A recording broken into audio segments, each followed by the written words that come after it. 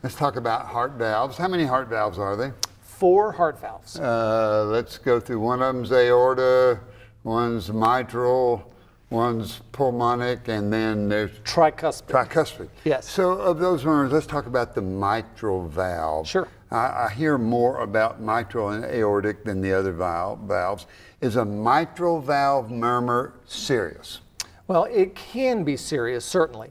That's when the heart beats, the left ventricle beats. The blood flow is supposed to go out the aortic valve, but a mitral murmur typically is when the blood flow it goes backwards to the left atrium and toward the lungs. So that's mitral regurgitation Yes. or insufficiency. Correct. What's it sound like?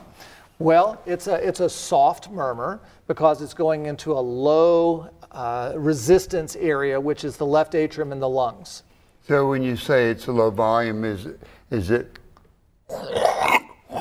or is it, More of the, and does it go through the entire lub dub, or is it at the end of the lub dub? so it's during systole between the first and second heart sounds, and it tends to pour out of the first heart sound.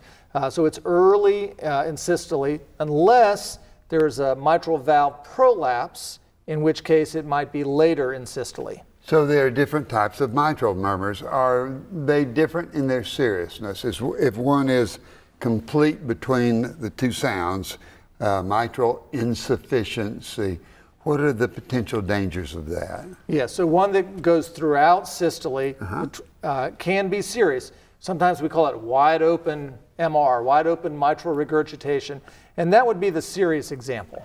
How do you decide if it's serious? Well, again, we start with the examination. So we listen with the stethoscope, but then we really rely on the echocardiogram to help us with that. So you've really got a lot of tests now that help with the old. Is the stethoscope, will it ever become out of date?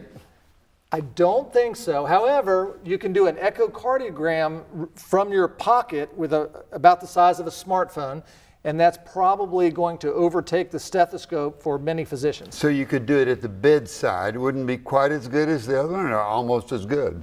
So a bedside echo is very, very good. Not quite as good as when the technologist comes in.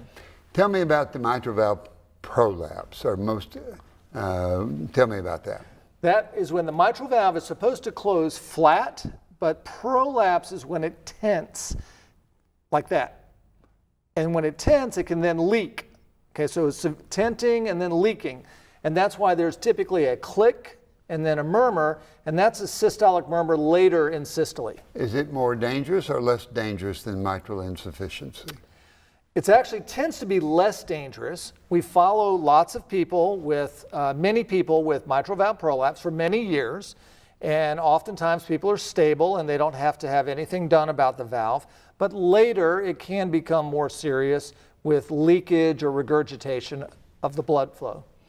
If you repair the mitral valve, how do you do that? Well, it is a surgical repair mostly. By a skilled surgeon, and that is an example of open heart surgery. Sometimes it can be done minimally invasively, which is great. And then in certain cases, there's a procedure, there's now a clip that can be applied to the mitral valve leaflet. It's called a Mitra clip, and that's a catheter procedure for a portion of those mitral valve patients.